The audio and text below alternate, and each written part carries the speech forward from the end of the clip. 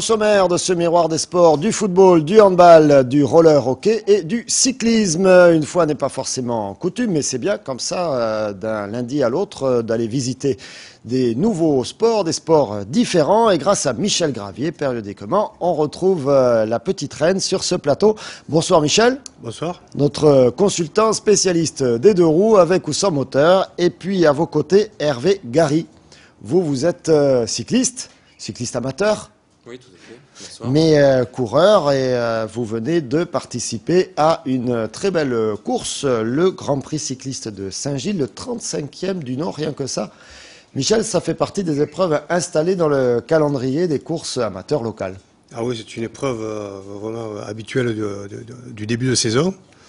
J'ai eu le plaisir d'y participer il y a quelques années. On va pas dire le Parce que nombre Michel n'a d'années. pas fait que du deux roues à moteur, il a aussi fait Voilà, du deux roues sans moteur. Un peu de vélo. Et donc c'est une affaire qui remonte à quelques années, en fait. 35 ans, hein, 35 on a vu ça. 150 coureurs inscrits, un petit peu moins de 130 au départ. C'est une belle affluence. Voilà, bon, il y avait un petit peu moins de monde que prévu, parce que bon, le temps, je pense, a inquiété. On a refroidi quelques-uns. Voilà. Puis c'est le début de saison, il y a des gens qui sont pas prêts, qui se sont pas sentis peut-être le courage d'affronter le vent assez important qu'il y avait sur les costières. C'est le début de saison. Est-ce que c'est la première course de la saison, Hervé? C'est le Grand Prix d'ouverture, tout à fait. C'est la première course importante de l'année. Il y a eu une course interclub à Tavel samedi dernier qui nous a permis de nous mettre un petit peu en jambes, je dirais, prendre un petit peu le rythme de la course. Mais c'est le premier grand rendez-vous de la saison, tout à fait. Vous l'avez fait déjà les années précédentes, vous l'avez faite cette course? Je l'ai déjà eu faite il y a une dizaine d'années, sachant que là c'est ma deuxième saison de reprise, j'ai envie de dire. Et c'est une course que j'avais déjà fait quelques fois, oui, il y a une dizaine d'années. Vous l'aviez gagnée? Et malheureusement non. Malheureusement Et non. vous auriez aimé la gagner cette fois. Et cette année, j'étais encore, comme on dit, dans le bon coup. Et ça s'est pas fait. On va et revoir, ça s'est revoir pas fait, tout hein. ça en images, des images de Michel Gravier, bien sûr. Un 35e Grand Prix qui se court autour de Saint-Gilles. Hein, c'est une boucle qui va jusqu'à Franquevaux, c'est ça? Ouais. Et qui fait combien de kilomètres? On va demander à Hervé. On va demander, c'est lui qui les a fait. Moi, je ne me les rappelle kilomètres. plus depuis l'époque. oui, au total, on a environ 108 km, donc une boucle à faire 4 fois. Et les principales difficultés ont été certainement les conditions météo, par le vent, dans un premier temps.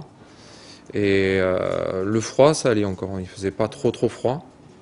C'est un parcours qui est relativement plat. On a un long faux plat qui nous ramène sur Saint-Gilles quand on part de Franquevaux. Et une petite bosse à la sortie de Générac.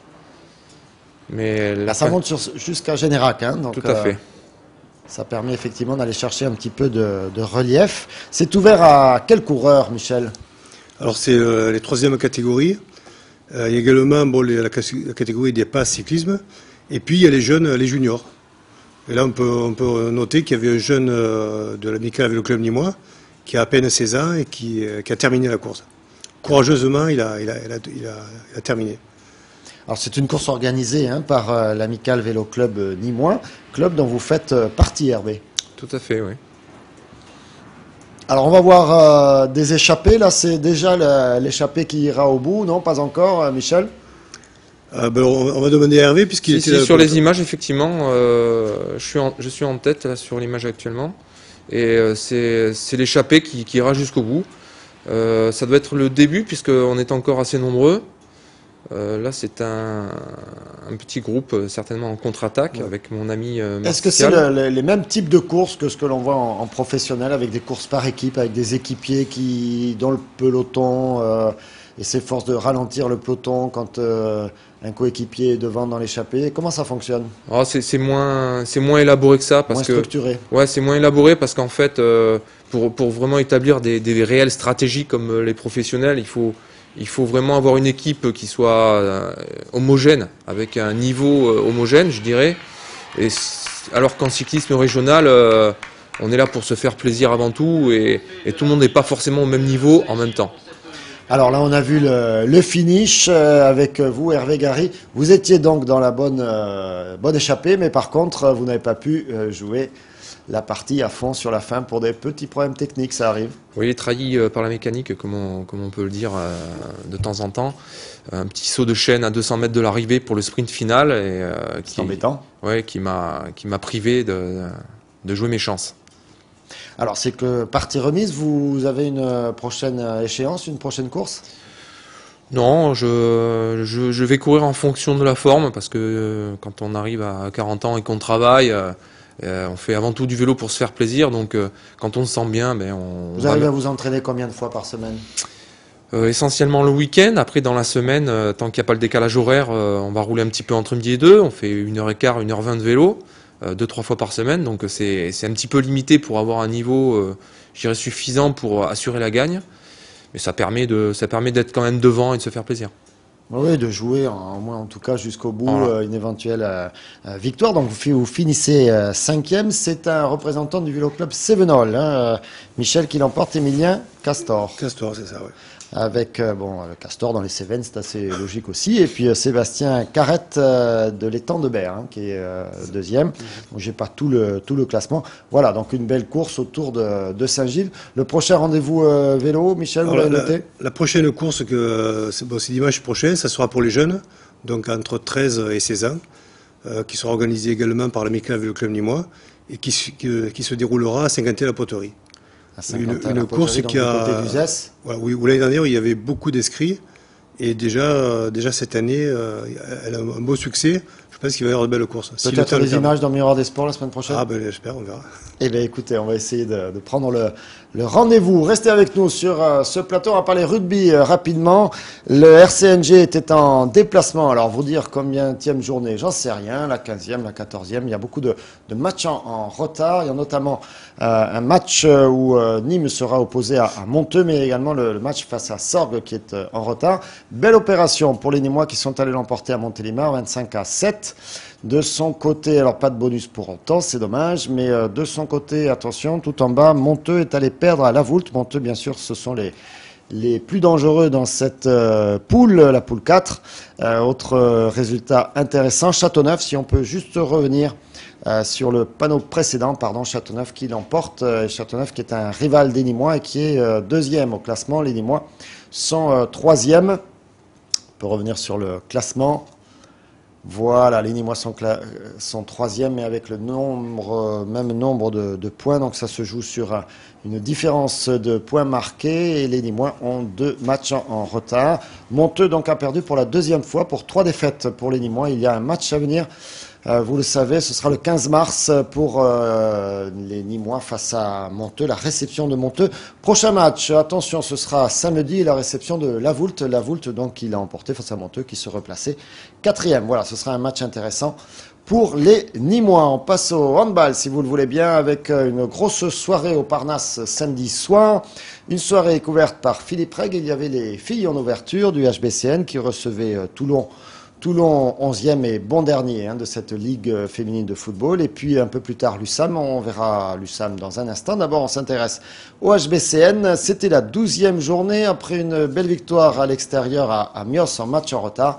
Mais il s'agissait pour les Nîmoises de confirmer, de tenir leur rang de 4e. On écoute Philippe Reg. Pour le premier duel de la phase des matchs retour, les Nîmoises entendent bien prouver que les 6 places qui les séparent de Toulon au classement sont justifiées. Le travail psychologique d'avant-match a dû prendre en compte que d'être opposé à la lanterne rouge a tout du traquenard. Tant il est vrai que parfois on tombe malgré soi dans le piège qu'on s'efforce d'éviter.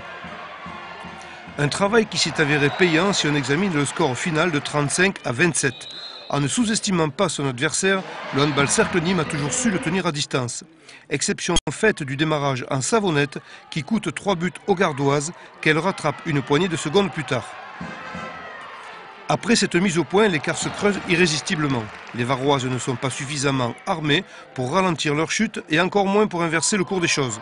On déplore alors la blessure de Gisèle Donguet, élément pondérateur et clé de voûte d'une défense réputée intraitable.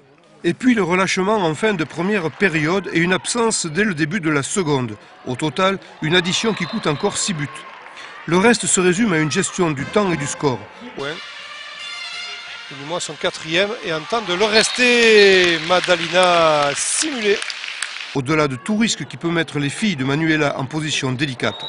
On se dit simplement qu'en reprenant les gammes des 30 premières minutes, l'écart final peut se résumer à un nombre à 2 chiffres.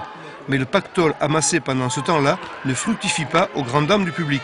Sans bouder le plaisir de la victoire, ce point de détail reste à travailler lors des confrontations en match aller-retour dont la victoire se calcule sur un cumul de buts, comme en Challenge Cup par exemple. Je crois que notre équipe est un petit peu en train de grandir parce que justement ces matchs, c'est des matchs pièges. Et je pense qu'on commence à de mieux en mieux les aborder. Et que ça se ressent au score, 35-27, je crois que c'est un score qui est sérieux. Mais c'est toujours difficile de faire aussi bien qu'une première mi-temps. C'est vrai que, comme je le disais, Toulon est quand même pas à prendre à la légère. Alors est-ce qu'on manque de sérieux en deuxième mi-temps? Je pense pas vraiment. Je pense qu'effectivement, quand on est à plus 10, on a tendance à un peu gérer, plus que se reposer en fait. C'est plus gérer la deuxième mi-temps. Fanny Bosque au micro de Philippe Reg. On regarde tout de suite les résultats avec des résultats intéressants puisque l'équipe de tête, Metz, vous savez, qui est quasiment imbattable. Alors, on n'a pas été battu, faut pas s'énerver, mais ils ont été quand même accrochés à Dijon. Dijon, c'est bien, c'est intéressant pour nous puisque ce seront nos adversaires mi-mars pour la Challenge Cup, les quarts de finale de Challenge Cup. Donc, les Dijonnaises ont été capables d'accrocher les Nîmoises. Il va trop vite ce soir, Guillaume. On peut revenir sur les résultats, avec par contre, ici les Moulineaux qui l'emportent et le Havre également à l'extérieur à Angoulême. Donc les 3 équipes, hormis Metz, donc qui fait match nul, les 2 autres équipes l'ont emporté, celles qui sont devant Nîmes, donc qui consolident leur place. Voilà ce que ça donne au classement. Ça, ce sont les garçons. Donc si on peut, voilà, les filles avec les Messines, loin devant le Havre, ici les Moulineaux. Les Nîmoises sont donc bien classées, 4e, elles ont retrouvé leur rang après les matchs en retard. Et malgré un match exempté, elles ont un match en moins et un petit peu plus loin, donc on retrouve Fleury, Arvor, Toulon. Le prochain match, ce sera le 27 février avec la réception de Fleury. Fleury 9e, il faut souhaiter que les Nîmoises maintiennent donc cette bonne performance actuelle, comme l'a dit Fanny Bosque, ne pas se laisser piéger par ces matchs contre des équipes inférieures. Voilà, merci à tous les deux d'avoir été des nôtres ce soir, peut-être à lundi prochain. Michel, on prend rendez-vous, restez avec nous dans un instant. On se retrouve après une courte pause, on va encore parler handball, mais on va également parler football et puis roller hockey.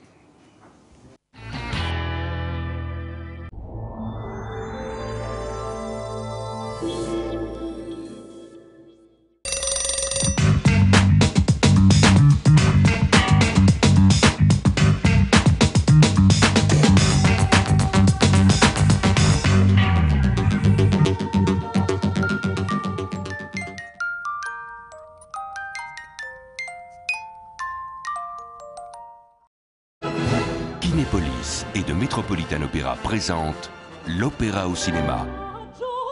Découvrez 10 opéras exceptionnels, retransmis en direct depuis New York.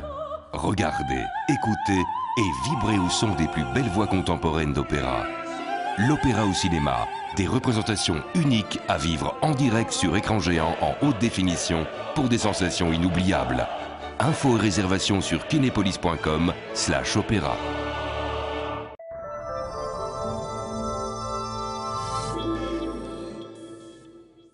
Miroir des sports, deuxième partie avec du football, du handball, mais également du roller hockey. Alors, je vais essayer d'y arriver dans l'ordre. C'est du roller hockey, le club sur les Crocos Rollers et l'équipe sur les Crocos.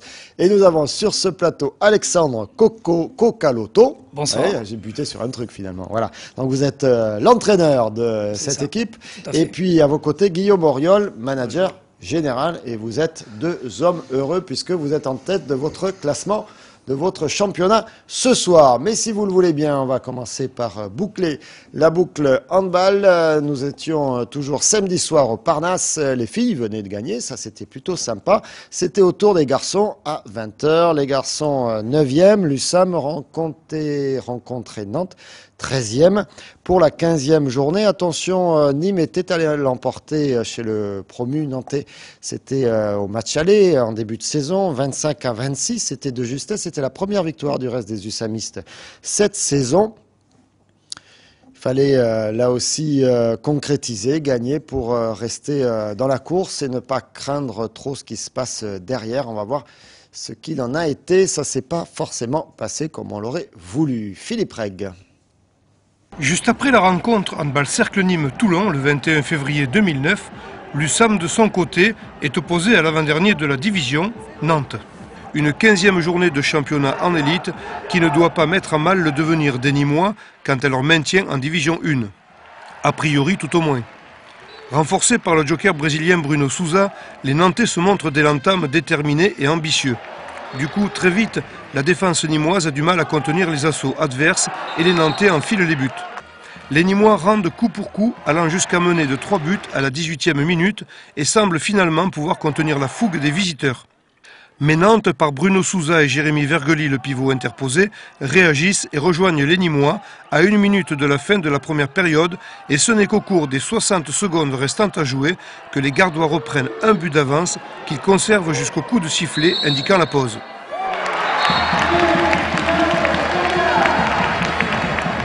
Par la suite, aucune des deux équipes ne parvient à décramponner l'autre et le tableau de marque indique souvent un score de parité. Trop souvent même. À la 45e minute, Nîmes et Nantes sont dos à dos à 24 partout. Mais le dernier quart d'heure tourne à l'avantage du mari ligérien, la défense ussamiste devenant trop perméable et l'offensif manquant de productivité. Et Bruno Pagès de son côté aussi. Résultat, 3-7 lors des 15 dernières minutes et le score final de 34-37. Une rencontre qui a priori n'était pas censée mettre en cause le devenir de l'USAM. A posteriori, ce qu'on craignait, Nantes l'a fait. Bon, vous savez, on a marqué 34 buts, ça peut suffire pour battre Nantes. Hein. Même si parfois j'ai trouvé qu'on pataugeait un petit peu, qu'on était un petit peu fébrile. Le problème qu'ils nous posaient par leur défense n'était pas insurmontable, mais j'ai trouvé qu'on a manqué de rythme. Par contre, sur leur niveau de compétence et sur un match en jeu, là, il y a beaucoup à dire. C'est-à-dire prendre 37 buts, dont 22 en deuxième mi-temps, contre l'avant-dernier du championnat. Même s'il était bien organisé, même s'il a quelques joueurs de talent, c'est pas normal. Si on n'est pas capable de supporter un match avec un peu de pression, un peu d'enjeu, c'est qu'on n'est pas fait pour ça. Or, le problème, c'est qu'il y a beaucoup trop de joueurs qui semblent ne pas être faits pour ça. Donc ça passe par une remise en question individuelle de leur mental. Parce que des fois ils défendent bien, des fois ils défendent mal. Donc alors, je crois qu'il y a un problème de savoir-faire, mais il y a un problème aussi de panique qui se met dans l'équipe. Et pourquoi on n'arrive pas à inverser cette tendance, ça c'est voilà. Donc on a beaucoup de travail et moi j'ai beaucoup d'inquiétudes parce que tel qu'on est là, je nous vois partir en deuxième division. Oh, c'est pas rassurant là les propos d'Alain Porte. On espère tous que ça va aller mieux dans les jours prochains, mais il y aura encore quelques rendez-vous difficiles pour les USAMistes. On regarde ce que ça donne au niveau des résultats. Alors c'était beaucoup de matchs ont eu lieu en milieu de semaine pour cause de Coupe d'Europe. Coupe d'Europe où Montpellier a beaucoup souffert du reste hier dans sa salle. En perdant face à des Hongrois, on revient au championnat avec Istres. Regardez le prochain adversaire, 8e, qui est allé échouer d'un but face à Chambéry, le 2e du classement. Et derrière, par contre, les résultats sont plus conformes aux habitudes, avec 2 matchs nuls. Pourtant, ça c'est assez original. Mais les équipes qui sont devant l'ont emporté. On regarde ce que ça donne au classement. Montpellier loin devant, Chambéry, Tremblay, Ivry, Créteil, Saint-Raphaël, Dunkerque. Il faut aller chercher la 11e place. Il y a longtemps que les Nîmois n'avaient été aussi mal classés. Attention, les 2 derniers descendent. Actuellement, c'est Célestat qui là semble promis à cette 2e division et Nantes 13e n'est qu'à 2 points des Nîmois. Attention, prochain match 28 février avec donc ce déplacement à Istres chez les voisins istréens. Donc ce sera toujours un plaisir de les retrouver, mais on sait à quel point ça va être difficile. Voilà, alors il y a une équipe pour laquelle par contre ça se passe plutôt bien, ce sont les Crocos. Il va falloir vous y habituer. Et n'hésitez pas à aller les soutenir dans les prochains matchs, les Crocos. On va regarder en image ce qui s'est passé samedi soir. Attention, Nîmes était 2e, il rencontrait le 1er. Et donc votre équipe, Alex Cocalotto, mais vous êtes entraîneur, mais vous jouez également. Hein. Oui, il y a encore peut-être pour 1 an, voire 2 ans, mais je joue encore, oui, c'est ça. Il se régale. Guillaume Auriol, vous jouez plus ? Si, je joue encore. Ils jouent aussi, Encore voilà. 2-3 Ils ans. jouent tous les deux, ils entraînent, ils font tout, ils sont formidables. On regarde les images d'Alain Bonnet, vous allez les commenter avec nous. Alors c'est un peu comme du hockey sur glace. Ça bastonne aussi un petit peu ou un peu moins? Ça, c'est assez physique aussi, puisque le jeu va très vite. Donc là, on voit. Par contre, vous n'êtes pas autorisé à vous taper sur la Non, figure, voilà, hein. les charges Non, ça, c'est bien. les charges ne sont pas tolérées. Le corps à corps, oui, bien sûr. La différence, c'est qu'on peut s'appuyer contre un adversaire. Donc là, la phase de jeu qu'on vient de voir, ça va vraiment. Alors vous êtes très vite. en rose, hein, parce que la dernière Voilà, fois c'est j'ai ça. commenté Donc, c'est les votre tenues de affaire, cette je m'étais année. trompé. Donc là, Donc voilà un premier but. C'est la première ligne qui vient d'ouvrir la marque par Voilà, l'intermédiaire les buts sont d'Olivier au Auriol. ralenti. Alors c'est une action, là, un revers d'Olivier Auriol, une déviation de Nicolas Leroy qui trompe le gardien Olivier, c'est lyonnais. votre frère? Voilà, Olivier, c'est le On joue en frère de famille Guillaume. aussi au Crocos. Voilà. On essaye. Et donc là, ça repart de derrière. Ce Voilà. sera Alors là, peut-être, le jeu va moins vite, tout simplement parce que c'est une phase de, on appelle ça un power play. C'est Lyon vient de prendre une pénalité, donc 2 minutes sur un joueur qui est exclu du jeu pendant 2 minutes. Et donc là, vous voyez, le jeu est très posé, très tactique. Et une nouvelle fois, on vient inscrire le deuxième but. Non, égalisé cette fois-ci. Mais voilà, c'est une phase de jeu qui est bien différente et qu'il nous faudra travailler pour la suite parce que c'est un point fort que l'on a et qu'on veut développer. Alors il faut être tout à fait honnête avec nos amis téléspectateurs, c'est pas du tout facile à filmer et donc notre ami Alain Bonnet a fait beaucoup d'efforts, mais là voilà un but des Lyonnais. Alors en plus il était plutôt positionné du côté où les Lyonnais marquaient, ce qui est pas de bol, mais voilà là c'est les Ah oui, là c'est allé très vite aussi sur l'action. Nîmois qui sont à l'attaque. Il y a 4 cartons également comme non, comme, alors ok, non, comment ça non, marche, nous ça on a 2 mi-temps, c'est-à-dire Deux on joue mi-temps. 2 fois 25 minutes. Voilà, là c'est la deuxième mi-temps, donc les Nîmois marquent de ce côté-là, et là on a poussé le but, donc c'est plus difficile pour marquer. Voilà. Et donc ce sera très très accroché, hein, en fait, ce sera 3 partout. Qui aura mené pendant cette partie? En fait, le score a été de 3 partout jusqu'à 16 secondes de la fin, où à 16 secondes de la fin, on a réussi à faire un petit jeu devant la cage, où on a marqué le dernier but. Donc on a gagné 4-3 contre... Là c'est encore un but c'est des un but Lyonnais. Hein. des Lyonnais refusé justement à 4 secondes de la fin, qui nous a permis justement de gagner notre match. C'est une équipe qui n'avait pas perdu un seul match depuis le début de Ils l'année. étaient premiers. Premier, invaincu. Ils vous avaient battu 5-1 à l'aller. C'est qu'à ça fait mal, l'aller quand où même. on avait déjoué plus que... Enfin bon, c'est ce qu'on dit quand on perd. En général. Non, non, Vous aviez fait un non-match. on a déjoué parce que ils ont là, eux 2 gymnases en fait, un sur du dur comme chez nous et en parquet. On n'a pas l'habitude de jouer sur du parquet et puis le matin du match ils nous ont fait jouer sur leur parquet, ce qui n'est pas prévu. Donc on a eu un peu de mal à développer notre jeu. Et puis là samedi ça s'est bien passé. On sait qu'on va les retrouver normalement plus loin dans la compétition puisque. Alors justement, on va expliquer ça. Il reste un match dans cette première phase de la compétition. Ce sera la 14e et dernière journée face à Marcy-Charbonnières. Ce sera à nouveau ici à Nîmes, hein, samedi prochain. C'est ça, à 20h. Mais ça, ce n'est que la première partie. Ensuite, il y a les phases finales qui commencent avec des quarts de finale. C'est ça. Où vous allez rencontrer des équipes du nord-ouest de la France. Voilà, en fait, le championnat est découpé en 4 régions avec le nord-est, le nord-ouest, le sud-ouest et le sud-est. Et donc, en fait, on fait des quarts de finale croisés. Donc, nous, on va jouer contre soit Anglet, soit Nantes dans l'autre poule du sud-ouest. Lyon va jouer contre l'autre équipe. Dans le nord, ils se battent aussi entre eux. Et puis ensuite, ça fait des demi-finales et une finale. Où on espère arriver jusqu'au nord et la conférence sud. Exactement. Finale de conférence, comme aux États-Unis. Voilà, tout à fait. Voilà, on a bien parlé des États-Unis de temps en temps, comme ça, c'est sympa. On parle des États-Unis, ça n'a rien à voir. Mais bon, ils sont forts en roller hockey, les Américains? Ils sont très forts, puisqu'ils font partie des grosses nations du roller, mais la France est vice-championne du monde. Donc c'est la France qui est une grosse nation du roller. Voilà, il ne reste plus qu'à champion du monde et comme ça on parlera encore plus du roller hockey. C'est phase finale, c'est pour quand? Parce que là vous êtes qualifiés. Hein, voilà, donc les phases finales commencent le 21, le match aller, le 21 mars, et le 28 mars le match retour, donc on ne sait pas encore quel jour on va recevoir, ça va dépendre du classement final. Et puis sinon il y aura un match de Coupe de France je crois bientôt. Tout à fait. Notre enjeu, ouais. Donc on est toujours qualifié en 16e de finale de Coupe de France. On a éliminé Bordeaux qui joue en National 1 au tour précédent. On va rejouer une National 1 aussi de la région bordelaise, Saint-Médard, en Jalles. Donc vous êtes le petit poussé de la Coupe de France. Non, on a un dernier club qui est en National 3, plus bas que nous, qui est Saint-Bonnet, à côté de Gap, dans le Champsaur, qui a passé 2 tours de National 1 et qui est en 8e de finale, puisque nous on a ce tour qui a été reporté avec les intempéries du Sud-Ouest, donc qui est déplacé au 7 mars. Donc on espère passer ce tour. Plein d'aventures.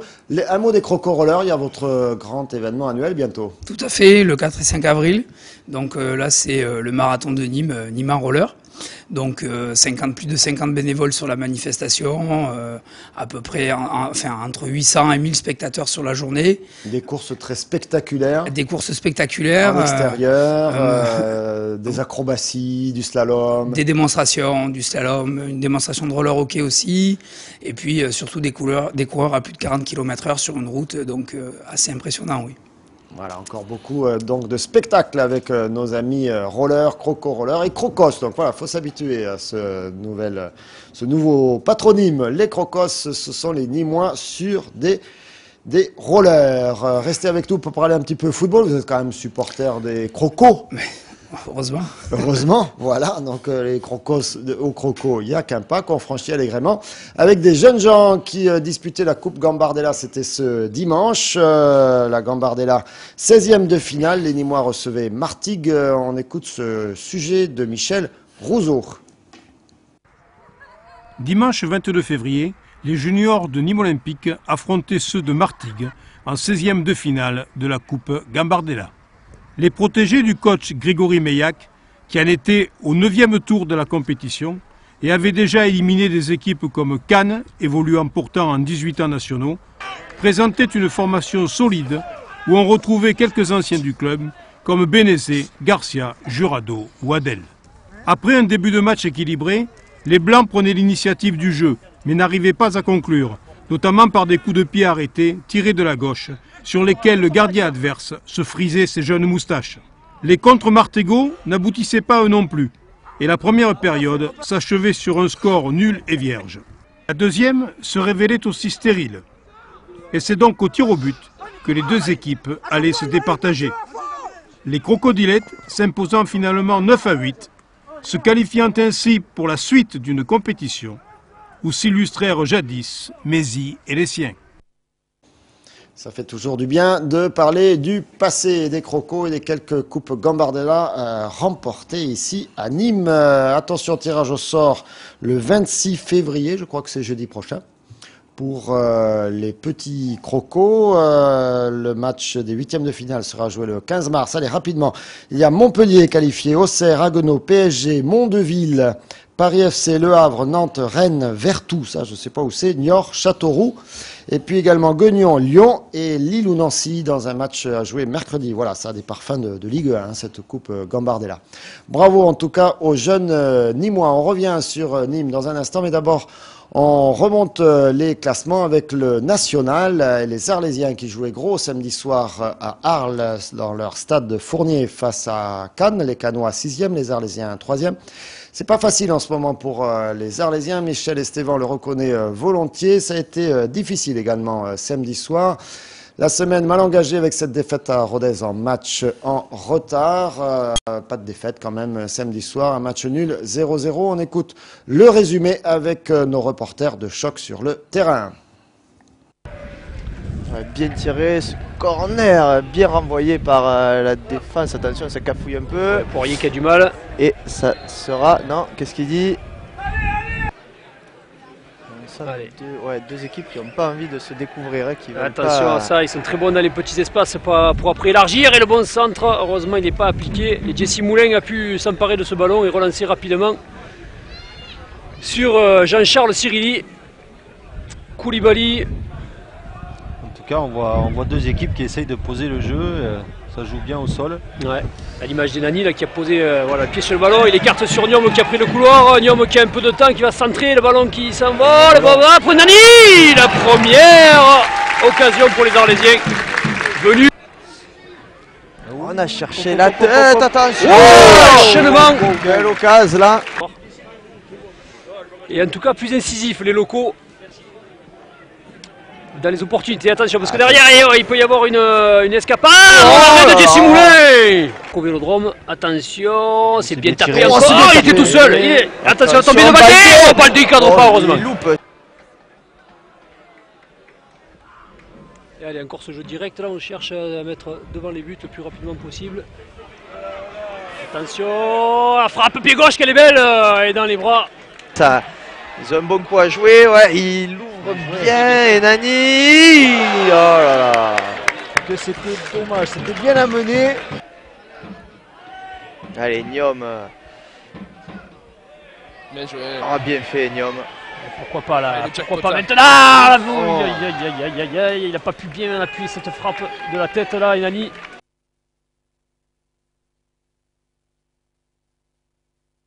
Voilà, c'est fini, vous avez compris, 0-0, pas mal d'occasions quand même. Un match à revoir tout à l'heure à 21h sur notre antenne de Télémiroir.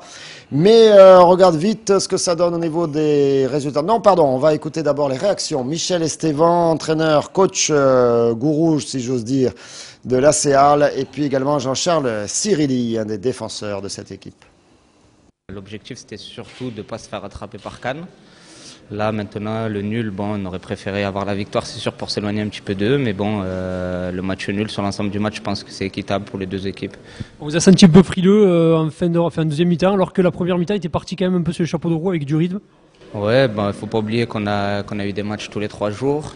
Et que bon, le terrain était aussi pas très bon pour faire un bon match. Mais bon, voilà, le résultat à la fin, on aurait pu pousser plus, mais bon. C'est pas grave. C'est ce que je viens de leur dire aux joueurs. Vu la première mi-temps calamiteuse que nous avions effectuée, il fallait se contenter d'un nul en seconde mi-temps, chose qu'on a réussi à faire. Mais bon, après il y avait une deuxième mi-temps, peut-être 1 ou 2 opportunités en seconde mi-temps. Mais bon, on n'a pas été bon pour pouvoir gagner ce match-là contre une bonne petite équipe de Cannes. Si on doit avoir une image, on est un petit peu la bête blessée. Et toute la meute est derrière maintenant pour essayer de la manger. Maintenant, bon, il y a de grandes traditions à Arles, les taureaux. Et même quand il est blessé, le taureau est dangereux. Et je pense qu'on va aller jusqu'au bout des choses. Après, s'il y a meilleur que nous, ben, ils seront meilleurs que nous, ils finiront 3e. Mais ce n'était pas l'objectif de début de saison. Et c'est ce que je vais leur dire, de relativiser vraiment. Il faut qu'on prenne vraiment match après match. Et puis on verra bien. Et puis peut-être à un moment donné, il y a une équipe qui va nous rejoindre. Mais ce n'est pas pour autant qu'on sera plus menacé qu'avant. Le début de saison quand même, on était 10, 12e. On se faisait du souci. Puis d'un coup, on a eu ces 5 matchs. Juste après Istres, c'est 5 matchs qui ont fait qu'on est venu devant et depuis on fait cette course là en tête. Alors pourquoi les 5 matchs on ne le répéterait pas après le match d'Istres? Après le match d'Istres, ce sera le prochain match. Attention, Istres, on va regarder ce que ça donne au niveau des résultats et au classement. Istres, c'est l'ogre de ce championnat national avec des résultats intéressants. Istres qui est allé à 7 pour partager les points. Beaucoup de matchs nuls sur les équipes du haut de classement, notamment Cassis et Louhans qui ont partagé les points, mais également Arles-Créteil, on l'a vu, et puis Laval, Arles-Cannes, pardon, et Créteil-Laval. On regarde ce que ça donne au classement avec donc Laval. Attention, Istres a 2 matchs en retard, dont un match qu'ils vont combler cette semaine avec un déplacement à Bayonne. Arles donc tient sa 3e place, Louhans, Cuiseaux, Cassis derrière, Cannes 7, ça semble plus difficile désormais pour Passy, Paris FC, etc. Et la fin de classement, pour l'instant, ben, ça nous intéresse beaucoup moins. On va passer à la Ligue 2. Je vous ai dit le prochain match, oui, le déplacement des Arlésiens à Istres. On va passer à la Ligue 2. Ça s'est passé beaucoup moins bien pour les Nîmois. C'était vendredi soir à Tours. On se rappelle que les Nîmois, dans la semaine, avaient annoncé quelques ambitions. Essayer enfin d'aller chercher des points à l'extérieur, voire une victoire. Depuis l'arrivée de Jean-Michel Cavalli, les 2 matchs à l'extérieur s'étaient soldés par des défaites. Eh bien, il faudra en rajouter une 3e avec ce Tours Nîmes Olympique. On regarde un extrait de ce match. Les buts, malheureusement, il y en a eu beaucoup. Malheureusement, c'est bien, normalement, les buts, mais là, il y en a eu 4 contre nous quand même. Nicolas Fabre. Pour la 24e journée du championnat de France de Ligue 2, les hommes de Jean-Michel Cavalli se déplaçaient à Tours. 12e minute de jeu, centre dans la surface venant de la droite par Nicolas Baillot. Salin se couche mais relâche le ballon dans les pieds de Mandriki qui se joue de la défense et du portier de Tours. 1-0 pour Nîmes.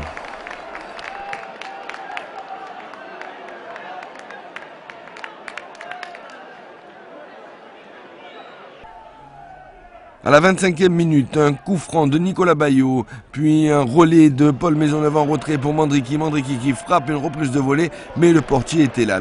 35e minute de jeu, coup franc frappé en force par Kesserou. Puis de Bois repousse le danger des points, mais Giroud qui a bien suivi égalise d'une belle reprise du gauche.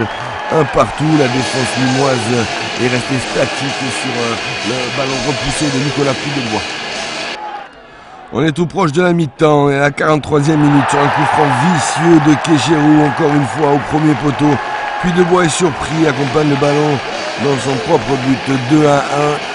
Score sévère pour les Nîmois et 2 coups francs, 2 buts. C'est le score à la mi-temps. À la 64e minute de jeu, ballon de Giroud pour Diarra. Ce dernier sert parfaitement ça dans la course. Le capitaine Tourangeau fixe Puy-de-Bois et marque un nouveau but pour les Bleus du plat du pied droit. 3-1. 88e minute de jeu, l'ailier des Bleus tente une frappe dans un angle fermé. Mais Puy-de-Bois s'interpose, Giroud a suivi et marque là un 4e but pour le FC Tours. Et s'offre pour la même occasion un doublé, 4-1, score sévère mais score final. Voilà, on aura le temps de revenir sur ce match longuement demain. Les résultats avec un match à venir, c'est les 2 ténors qui se rencontrent ce soir. Lens leader va chez son dauphin à Metz. Il s'est passé des choses intéressantes avec la victoire de Bastia, ça fait toujours plaisir, surtout face à Amiens qui est pas très bien classé. Ajaccio accroché chez lui par Brest. Par contre, Clermont est allé l'emporter à 3. Il y a également Reims qui est allé l'emporter à Boulogne. Et ça fait mal puisque du coup, c'est Reims qui nous pique la 19e place. Nîmes 20e, même si Ajaccio n'a pris qu'un petit point. Donc il y a toujours que 5 points d'écart avec le premier non relégable. Voilà, plus d'infos, plus de détails demain dans Croco Hebdo, bien sûr, à 21h. À 21h ce soir, c'est le match d'Arles, je l'ai dit tout à l'heure. Merci à tous les deux. Merci à très bientôt dans votre gymnase. La météo dans un instant et le journal à suivre. À tout de suite.